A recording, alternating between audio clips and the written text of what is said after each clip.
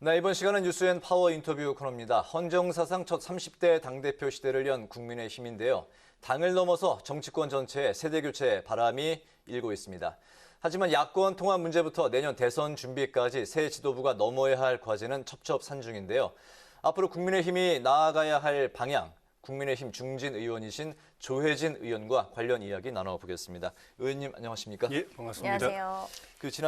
지난달 한 달 전인가요? 그때 예. 이제 출연하셨을 때 예. 이제 당 대표 나중에는 이제 뭐 하향 지원해서 예. 최고위원을 출마하셨는데 저희 뉴스에 출연하시면 좋은 기운을 받으실 거라고 예. 그때 이제 기운도 드렸었는데 안타깝게 이제 당선이 되지 못했습니다. 예. 이번에 그 전대 과정에서 이제 그 노래 부르시는 장면도 예. 저희 뉴스인 시간에 이제 방송도 됐었는데 이번 그 선거 과정에서 가장 뭐 인상적이었던 그런 뭐 장면이라든가 또 아쉬웠던 점 어떻게 찾을 수 있을까요?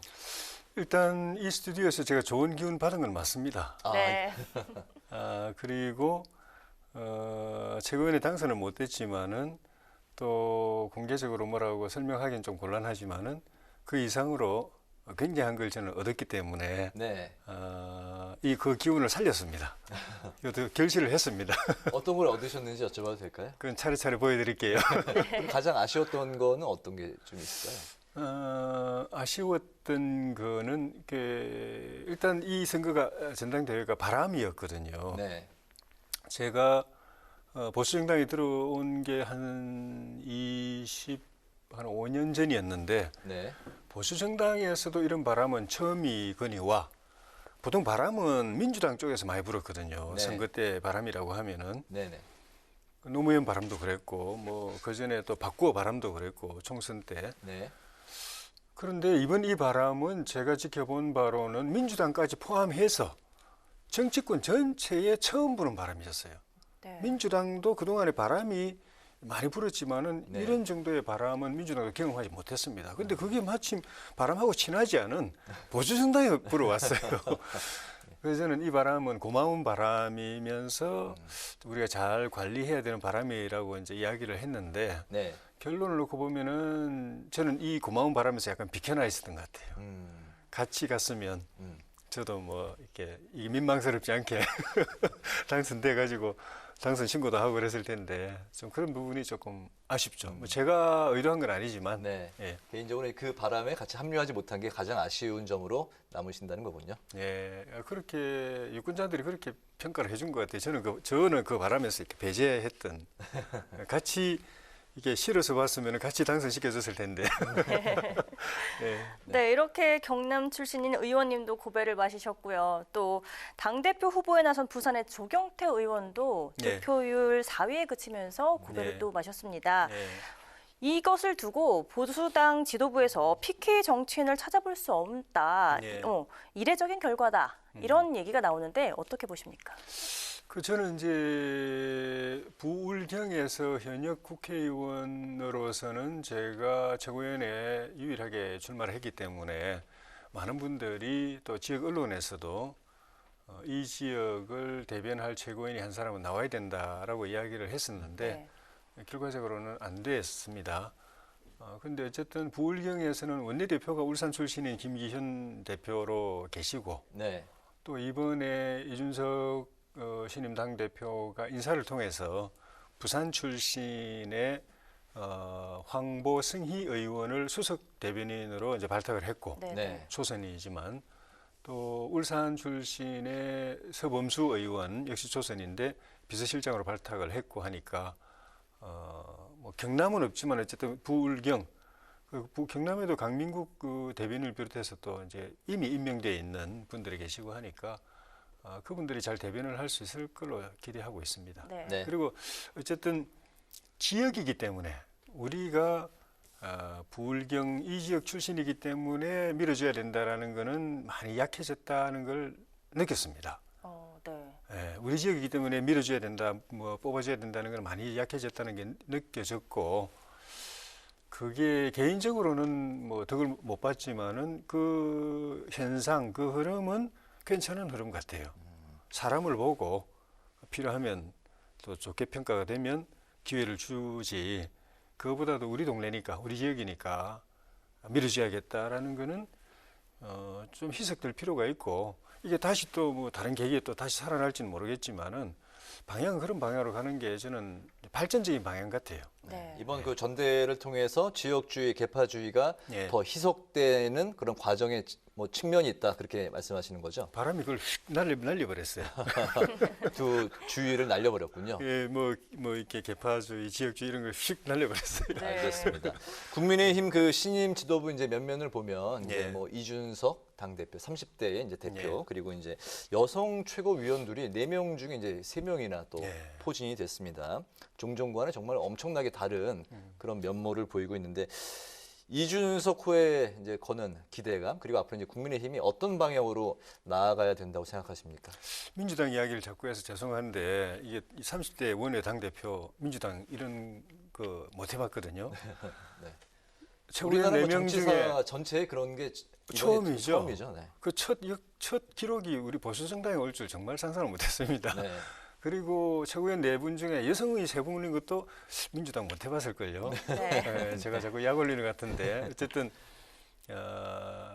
여성 그분들은 이제 그만큼 대중적 인지도도 있고 당을 위해서 초선 1년 짧은 기간이었지만은 많은 일을 했고 또 그전에도 원외 당협위원장이라든가 이런 지위에서 당을 위해서 헌신을 한 것이 쌓여서 평가를 받은 거라고 봅니다. 네.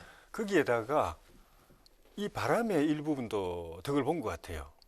왜냐하면 이 바람은 변화를 요구하는 바람이었지 않습니까? 네. 그런데 좀 전에 말씀드린 대로 여성이 주요 정당의 지도부 내부 4명 가운데 3명이 들어가는 건 큰 변화거든요. 그 변화의 기운에도 영향을 받은 것 아닌가.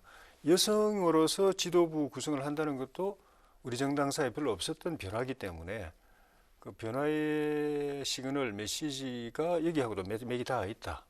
그런 생각이 들고 어쨌든 원외 30대 당대표 또 청년 최고위원을 빼고 이제 나머지 최고위원 4분만 하면 4분 중에 이제 3분이 여성인 이 체제가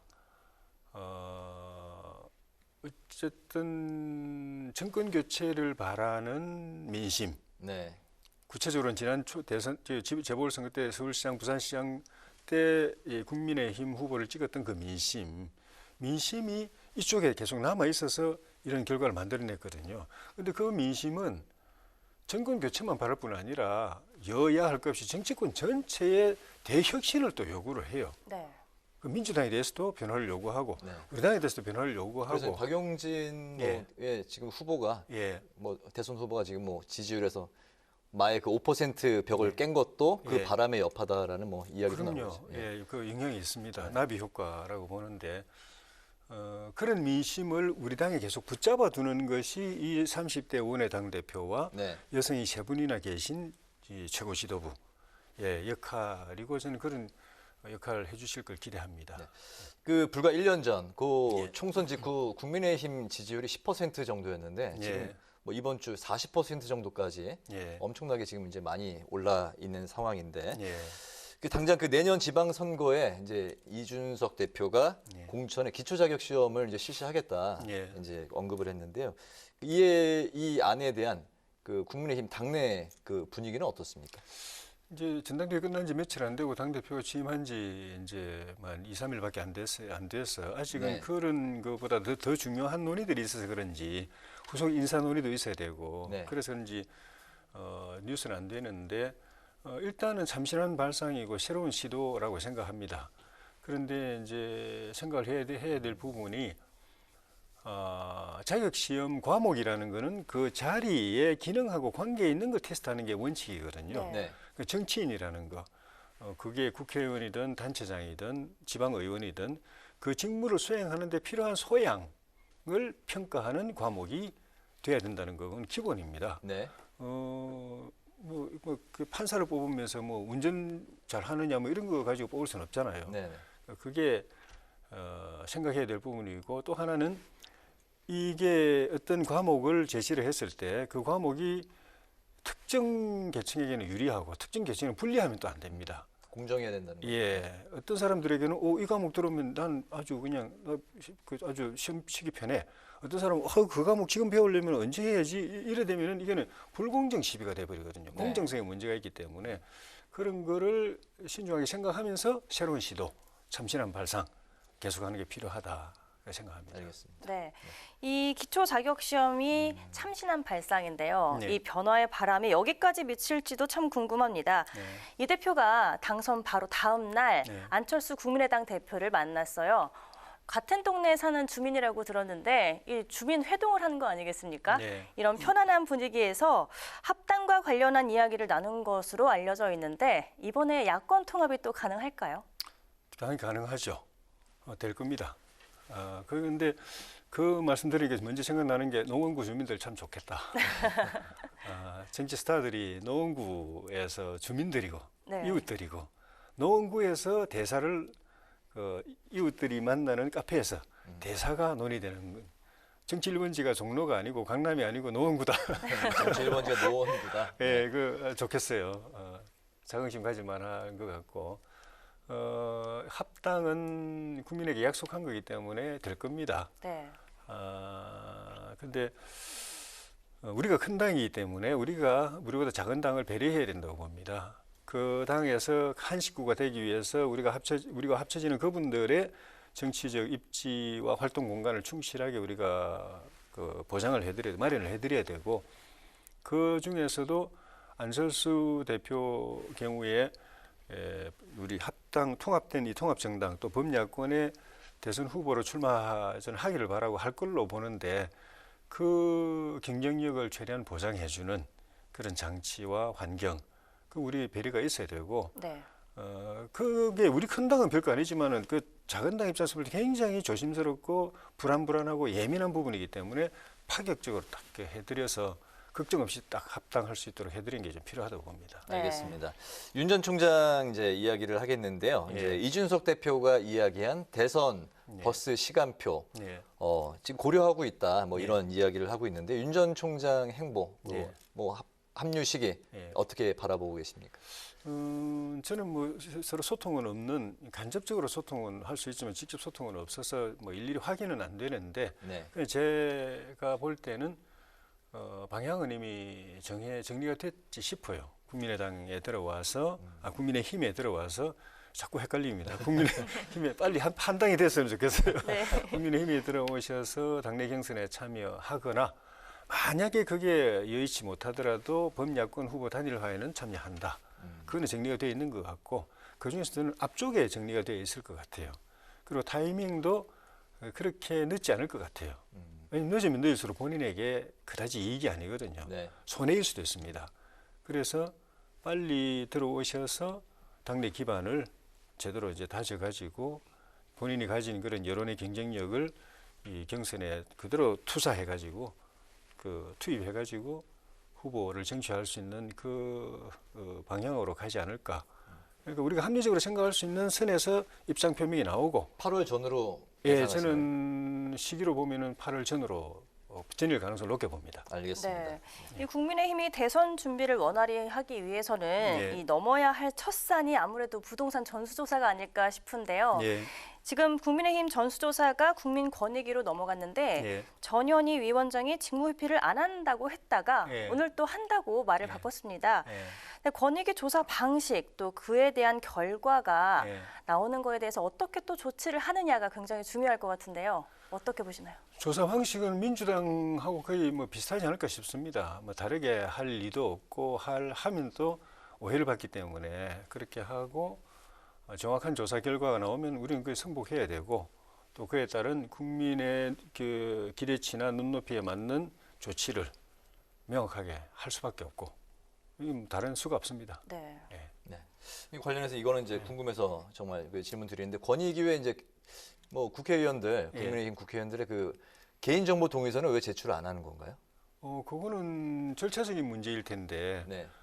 민주당이 한 거는 우리가 다 합니다. 제가 볼 때는. 네. 그거는 빠질 수가 없어요. 네. 예, 무슨 뭐 다른 절차적인 문제가 있거나 무슨 기술적으로 지금 고민되는 부분이 있는지는 모르겠지만은 그거 빼고는 제대로 조사할 수 없고 조사가 제대로 안 되면 국민들한테 욕 듣는다. 네. 그럼 우리가 편법을 쓸 수가 없습니다. 예. 네, 알겠습니다. 그 다음 그 마지막 질문 드리겠습니다. 예. 의원님께서 현재 그 기획재정위 이제 소속이신데 예.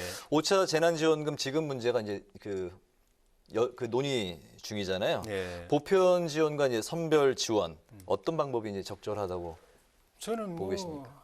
흔히 말하는 아주 옛날부터 선별 지원이 맞다 하고 그 무상급식 나와서 이야기 나왔을 때부터도 선별 지원이 맞다고 이야기를 했었는데 그 입장 변한 적이 없고 지금 세금이 당초 생각했던 것보다 33조 더 거칠 것 같으니까 대통령께서 원래는 법에 따르면 빚부터 갚아야 되는데 네. 왜냐하면 빚은 대통령이 갚는 것도 아니고 우리 세대가 갚는 것도 아니고 젊은 세대들이 후세대들이 갚아야 되는 건데 네.